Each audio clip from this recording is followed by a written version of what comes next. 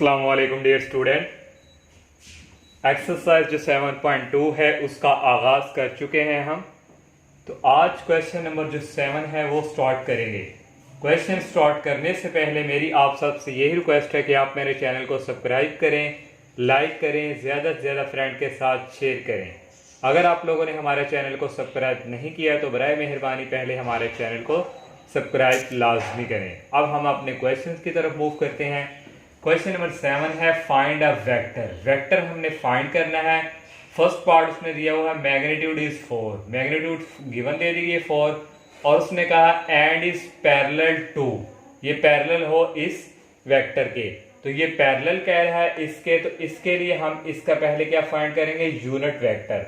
Unit vector find करेंगे क्योंकि हमने जो है वेक्टर फाइंड करना है। तो वेक्टर के लिए हमारे पास जो है वेक्टर फाइंड करेंगे, उसको यूनिट वेक्टर को हम मल्टीप्लाई करवाएंगे मैग्नीट्यूड से। मैग्नीट्यूड तो हमारे पास गिवन है लेकिन यूनिट वेक्टर नहीं है। यहाँ से ये जो पैरेलल है, इस पैरेलल जिस वेक्टर के है उसका हम क्या फाइंड करेंगे, यूनिट वेक्टर। तो पहले हम यूनिट वेक्टर फाइंड करेंगे, तो उसके लिए हमें क्या चाहिए, मैग्नीट्यूड।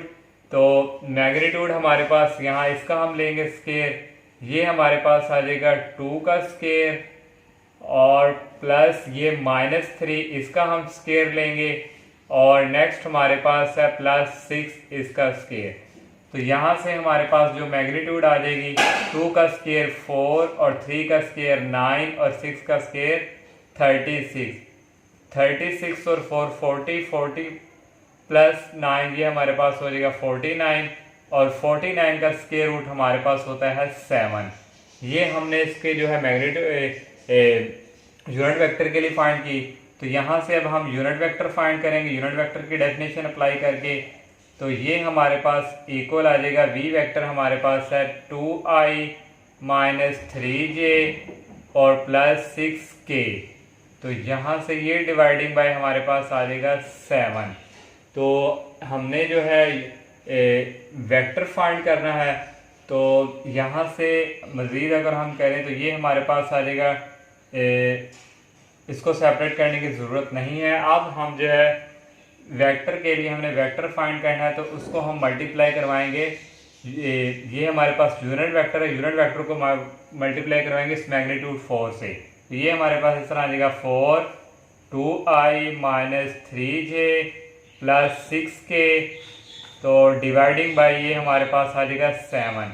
तो नेक्स्ट यहाँ से हमारे पास इक्वल आ जाएगा 4 को 2 से करेंगे ये आ जाएगा 8 और 4 को 3 से करेंगे ये हमारे पास आ जाएगा 12j और 4 को 6 से करेंगे ये आ जाएगा 24k और डिवाइडिंग बाय ये हमारे पास आ गया 7। अगर इसको सेपरेट करें 8/7 - 12/7 और +24/7 के, और ये हमारा क्वेश्चन नंबर 7 का जो फर्स्ट पार्ट है ये कंप्लीट। सेकंड पार्ट जो हमारे पास है वो सेम टू सेम, यहाँ वहाँ मैग्नीट्यूड 2 गिवन दे दी और पैरेलल कोई हमारे पास डिफरेंट, सेम टू सेम आप लोगों ने इसी तरह करना है उसको सॉल्व। और हम अब क्वेश्चन नंबर 8 सॉल्व करते हैं। क्वेश्चन नंबर 8 हमारे पास है इफ u इक्वल v और w represent the sides of a triangle. उसने हमें कह दिया है कि ट्राइंगल की साइड्स हैं और find the value of z। ये हमने एक ट्राइंगल फाइंड ड्रॉ कर ली और यहाँ से ये u, क्योंकि यहाँ हमारे पास ओरिजिन हो तो वेक्टर यहाँ से ये u + v dot is equal w। जब आप रिजल्टेंट फाइंड करते हैं तो head to tail rule use करते हैं। तो यहाँ से u + v dot is equal w। तो यहाँ से ये हमारे पास इक्वल आ जाएगा w dot is equal u + v। अगर देखें हमारे पास z किस वैल्यू में आ रहा है, w में आ रहा है, क्योंकि हमने z की वैल्यू फाइंड करनी है इसलिए w को हम सेपरेट रखेंगे। w की वैल्यू यहाँ पुट करेंगे i + 6j और +zk dot is equal u की वैल्यू यूज करेंगे 2i + 3j + 4k और यहाँ से आ जाएगी v की वैल्यू -i + 3j - k और यहाँ से हमने z की वैल्यू फाइंड करनी है। तो z वाला यहाँ से चुनेंगे, z डेट इज इक्वल, यहाँ k वाला कौन सा, एक ये है, ये आ जाएगा 4 और यहाँ से एक ये है, ये आ जाएगा 1। तो z की वैल्यू यहाँ से आ गई 4 - 1 डेट इज इक्वल 3। इस तरह ये 8 क्वेश्चन जो है हमारा कंप्लीट। क्वेश्चन नंबर जो 12 हमारे पास है the position vector of the points A B C and D are. Position vector उसने हमें ये 4 ए बी सी डी के गिवन दे दिए हैं और प्रूफ हमने करके देना है A B is parallel to C D. तो ए बी जो है पैरेलल सी डी के वेक्टर कब होगा, ये हमने 7.1 में पढ़ा था कि यहाँ से एक जो है दूसरे का क्या होगा मल्टीपल और वो दूसरे के इक्वल आ जाएगा। तो ये हमारा क्या होता है पैरेलल वेक्टर। तो हम अब यहाँ से पहले जो है ए बी फाइंड करेंगे, ए और बी पोजीशन वेक्टर। तो यहाँ से डेफिनेशन थी ओ बी माइनस ओ ए। तो ओ बी की वैल्यू हमारे पास यहाँ पे है 3i प्लस जे और माइनस ओ ए की वैल्यू हमारे पास है यहाँ पे 2i माइनस जे प्लस के। तो यहाँ से बच्चों आ जाएगा 3i प्लस जे, ये माइनस अंदर multiply minus 2i minus minus plus और ये माइनस प्लस माइनस के। तो यहाँ से आ जाएगा 3i में से ये हमारे पास यहाँ 2i, ये आ गया i, j प्लस जे ये हमारे पास आ गया 2j और ओनली हमारे पास यहाँ पर आ गया माइनस के। ये हमने ए बी फाइंड कर लिया।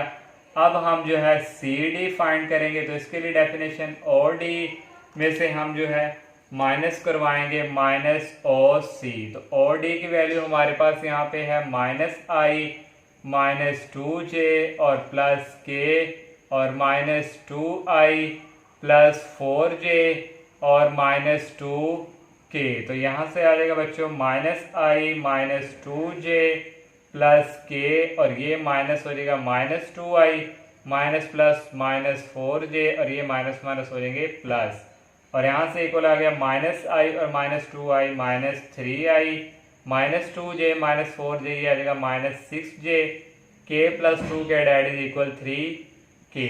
तो यहाँ से देखें हमारे पास जो है कॉमन यहाँ से आ रहा है माइनस 3। तो माइनस 3 हमने कॉमन ले लिया, यहाँ रह गया i प्लस 2j और माइनस के हमारे पास रह गया और यहाँ से देखें हमारे पास माइनस 3 ये जो हमारे पास है यही इसी के इक्वल है। ये क्या है ए बी। तो यहाँ से ये हमारे पास ए बी। देखिए ये हमारा एक जो है दूसरे का क्या है मल्टीपल। तो यही हमने प्रूव करना था। तो पैरेलल की डेफिनेशन क्या होगी कि एक दूसरे का मल्टीपल और वो इक्वल है नेक्स्ट के। तो ये हमारा यही आ गया। तो इसलिए हम यहाँ कह देंगे ये हमारा क्या हो गया proof, hence A B is parallel to C D. तो यही हमने प्रूफ करना था। क्वेश्चन 9 कंप्लीट हमारा। और क्वेश्चन नंबर जो 10 हमारे पास है उसकी स्टेटमेंट काफ़ी लेंथी थी। मैंने उसके 4 पार्ट हैं, ए पार्ट की स्टेटमेंट लिख दी और जो 10 पार्ट की स्टेटमेंट है वो आपको रीड करके बता देते हैं। उसने हमें कहा है we say that two vector u and w in space, u और w in space are parallel. उसने कह दिया है कि सॉरी v और w क्या है हमारे पास पैरेलल है if there is a scalar c such that.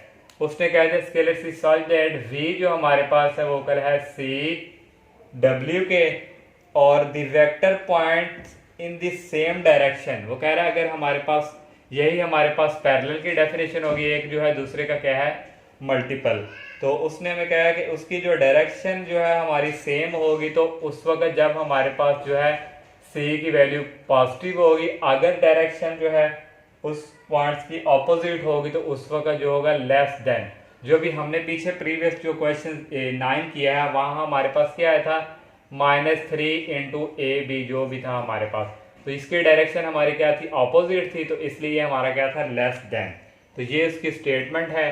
और फर्स्ट पार्ट हमारे पास है फाइंड उसने हमें फर्स्ट पार्ट क्या दिया find two vectors of length 2। Two vector की जो लेंथ 2 है और ये पैरेलल है इस वेक्टर के। तो पैरेलल जब उसने हमें कह दिया है तो आपको याद होगा पैरेलल के लिए पहले हम इसका क्या फाइंड करेंगे यूनिट वेक्टर।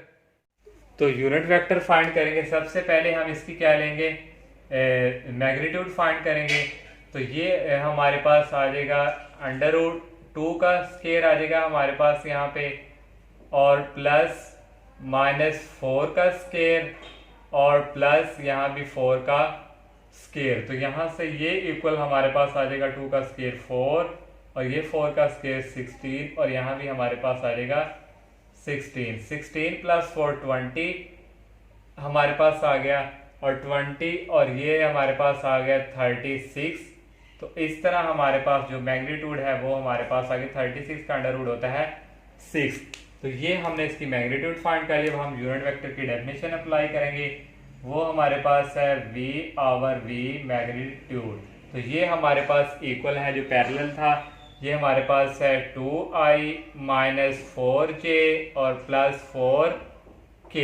तो डिवाइडिंग बाय हमारे पास इसकी क्या है, मैग्नीट्यूड, तो ये आ जाएगा डिवाइडिंग बाय 6। तो यहाँ से अगर हम इसको करें, ये आ जाएगा ये इसको हम अगर ऐसे ही रहने दें, तो उसने हमें जो स्टेटमेंट में कहा था, उसने हमें यहाँ पे कहा हुआ फाइंड टू वेक्टर। तो जो हमारी पहली स्टेटमेंट थी वहाँ उसने टू वेक्टर कैसे फाइंड किए जाते हैं, एक दफ़ा सेम डायरेक्शन के लिए और एक जो है ऑपोजिट। तो यहाँ हमारे पास टू है, तो पहले हम फर्स्ट वेक्टर फाइंड करेंगे। तो फर्स्ट वेक्टर हमारे पास यहाँ पे आ जाएगा, हमारे पास टू है, तो इस टू को इस यूनिट वेक्टर से हम क्या कर देंगे, मल्टीप्लाई। तो आ जाएगा 2i minus 4j plus 4k और डिवाइडिंग बाई ये हमारे पास आ जाएगा 6। तो यहाँ से इक्वल हमारे पास फर्स्ट वेक्टर आ जाएगा, ये कटिंग करें तो ये हमारे पास 2 3 6, तो यहाँ आ जाएगा 2/3i और माइनस 4/3j और प्लस 4/3k। तो ये हमने जो है फर्स्ट वेक्टर जो है फाइंड कर लिया। अब हम सेकंड वेक्टर, क्योंकि टू वेक्टर फाइंड करने हैं, तो सेकंड वेक्टर हम फाइंड करेंगे। तो सेकंड वेक्टर के लिए हमारे पास जो लेंथ अब हम करेंगे -2, क्योंकि एक हमने ऑपोजिट से करना है। तो ये हमारे पास आ जाएगा 2i माइनस 4j और प्लस 4k और डिवाइडिंग बाय ये हमारे पास आ जाएगा 6। तो यहाँ से ये भी कटिंग हो जाएगा, ये हमारे पास आ जाएगा -2/3i और माइनस माइनस यहाँ आ जाएगा प्लस 4/3j और यहाँ आ जाएगा -4/3k। ये हमने सेकंड जो है फाइंड कर लिया वेक्टर। इस तरह ए पार्ट जो है हमारा कंप्लीट।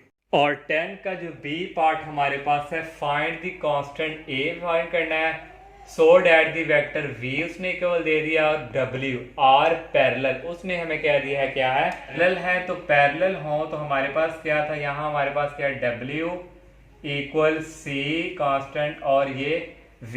लेकिन उसने हमें स्टेटमेंट में जो कहा था, हमारे पास स्टेटमेंट थी वो थी हमारे पास v इक्वल सी w। तो हम ऐसा भी, लेकिन हमने w को क्यों सेपरेट रखा, क्योंकि हमने जो है a की वैल्यू फाइंड करनी है, तो a w में था, इसलिए हमने ये। तो यहाँ w की वैल्यू लगाएंगे, वो हमारे पास है ai plus 9j minus 12k det is equal आ जाएगा c और v की वैल्यू हमारे पास है i minus 3j plus 4k।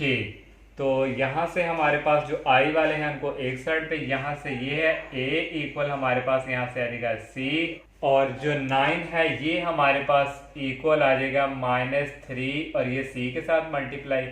तो यहाँ से हमारे पास देखें 9 डेट इज इक्वल -3, c की वैल्यू यहाँ क्या है a, तो यहाँ हमारे पास क्या आ गया a। तो यहाँ से a की वैल्यू हम निकालें तो ये आ जाएगा -9/3, तो ये हमारे पास a की वैल्यू आ गई। 9 को 3 पे डिवाइड करें, आ जाएगा 3। ये हमारे पास हमने a की वैल्यू जो है फाइंड कर ली। और c पार्ट है 10 का, find a vector of length 5 in the direction opposite that. इसके डायरेक्शन उसने हमें ऑपोजिट कह दी है। तो जब हम मल्टीप्लाई करवाएंगे लेंथ को तो हम -5 से, तो वही जो हमारा प्रीवियस क्वेश्चन था, पहले हम इसका क्या फाइंड करेंगे, यूनिट वेक्टर। तो यूनिट वेक्टर फाइंड करने के लिए पहले हमें मैग्नीट्यूड चाहिए। तो यहाँ से इसकी पहले मैग्नीट्यूड फाइंड करेंगे। यहाँ i का क्वेश्चन 1 का स्केयर, यहाँ प्लस -2 का स्केयर और k का है हमारे पास 3 का स्केयर। तो इन सब को ऐड करेंगे, 1 का 1 और 2 का 4 और 3 का 9 और ये हमारे पास आ जाएगा 14 और इस तरह ये हमारे पास मैग्नीट्यूड आ गई। और यूनिट वेक्टर की डेफिनेशन हमारे पास है ये, और यहाँ हम अप्लाई कर देंगे वैल्यू, ये आ गई i minus 2j plus 3k और यहाँ से ये डिवाइडिंग बाय ये आ जाएगा 14। तो यहाँ से अब हमारे पास जो वेक्टर अपोजिट है, हमारे पास यहाँ लिख देंगे वेक्टर हमारे पास जो है opposite, vector opposite to v with हमारे पास जो लेंथ है वो है 5। ये हमारे पास इक्वल आ जाएगा -5 से मल्टीप्लाई करवाएंगे, ये आ जाएगा i माइनस 2j, ये जो यूनिट वेक्टर है इससे मल्टीप्लाई, और ये आ गया 3k, और डिवाइडिंग बाई ये हमारे पास आएगा 14, और इसको करें तो ये हमारे पास आएगा -5/14। इसको अगर हम यहाँ कर दें, ये आ जाएगा हमारे पास, नेक्स्ट आ जाएगा -5/14, और ये आ जाएगा i, और माइनस माइनस प्लस 5 को 2 से करेंगे आ जाएगा 10, और यहाँ आ जाएगा 14j, और यहाँ 5 को 3 से करेंगे आ जाएगा 15/14, और ये आ जाएगा k। इस तरह ये हमारा सी पार्ट जो है ये कंप्लीट।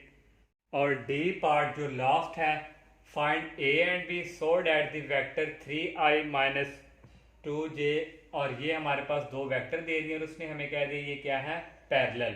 तो वही अगेन जो क्वेश्चन नंबर जो इसका बी पार्ट था उसने हमें पैरेलल कह दिया, तो पैरेलल क्या डेफिनेशन थी कि एक दूसरे का क्या हो, मल्टीपल। तो वही हम यहाँ पे यूज करेंगे।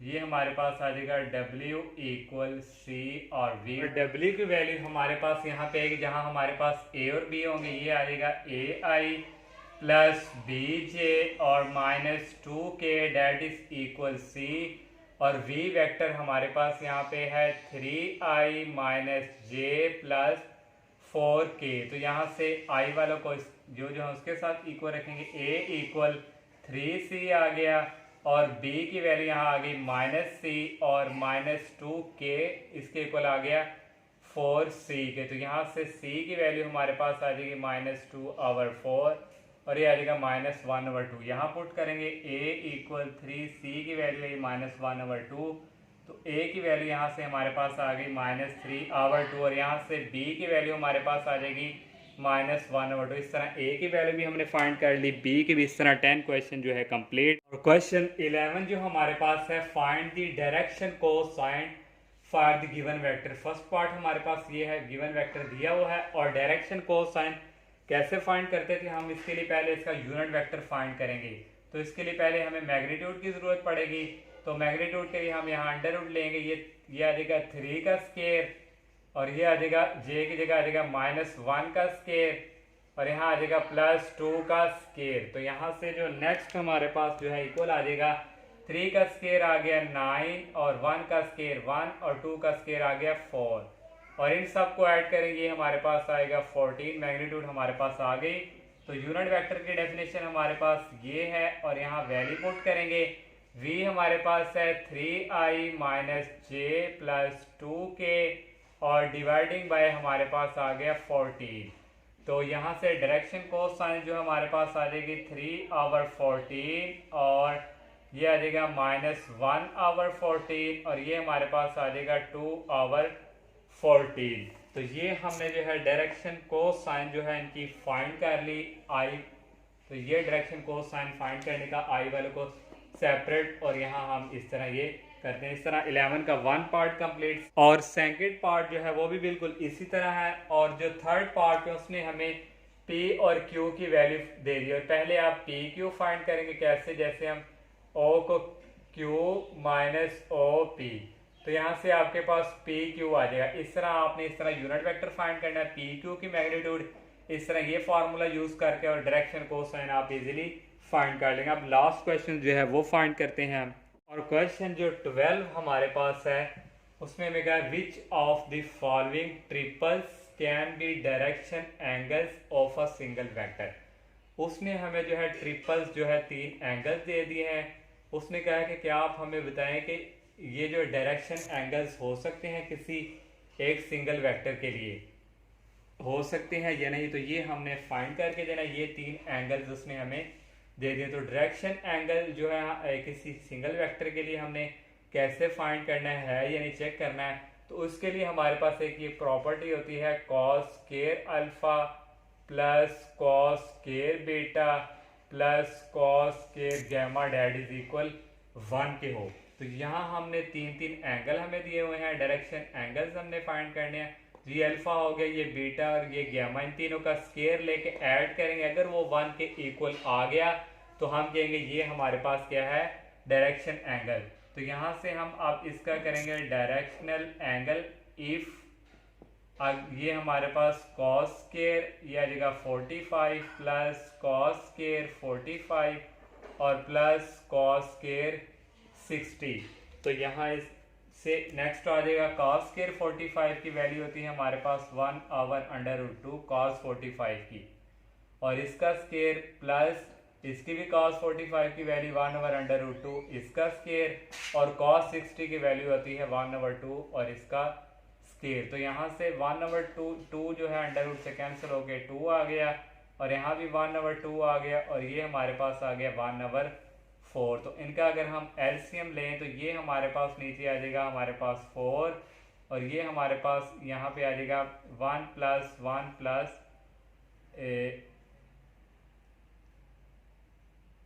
तीनों को ऐड करें तो ये हमारे पास आ जाएगा 5/4। तो ये हमारे पास जो है इक्वल 1 के नहीं आया, तो इसलिए ये हमारा जो है हम लिखेंगे नो वेक्टर।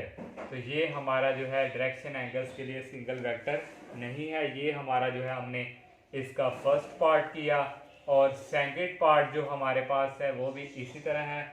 उसने हमें वो एंगल्स दे दिए हुए हैं, 30 डिग्री हमारे पास है सेकंड के लिए 30 डिग्री, और 45 डिग्री और 60 डिग्री। और सेकंड पार्ट हमारे पास यहाँ ये 3 एंगल दिए हुए हैं, यहाँ भी हम इनको ऐड करेंगे। ये आ जाएगा cos 30, इस तरह हम इसका स्क्वायर लिख लेंगे, प्लस cos 45 इसका स्क्वायर, और प्लस cos 60 इसका हमारे पास आ जाएगा स्क्वायर। और cos 30 की जो वैल्यू हमारे पास होती है वो है √3/2 इसका आ जाएगा स्क्वायर, और प्लस cos 45 की वैल्यू 1/√2 इसका आ जाएगा स्क्वायर, और cos 60 की वैल्यू 1/2 इसका आ जाएगा स्क्वायर। यहाँ से ये स्क्वायर जो अंडर रूट से कैंसिल ही आ जाएगा 3, और नीचे हमारे पास आ जाएगा 4, और प्लस ये भी अंडर रूट कैंसिल ही आ जाएगा 2, और ये आ जाएगा प्लस 1/।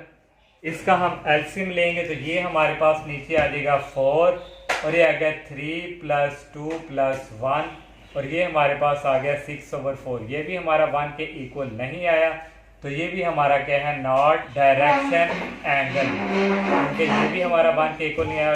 थर्ड पार्ट जो है आप लोगों ने इसी तरह करना है। तो इस तरह हमारी एक्सरसाइज जो है कंप्लीट हो चुकी है। तो इंशाल्लाह नेक्स्ट लेक्चर में हम नेक्स्ट एक्सरसाइज का आगाज़ करेंगे। तब तक के लिए इजाज़त दीजिए। अल्लाह हाफिज़। अस्सलाम वालेकुम।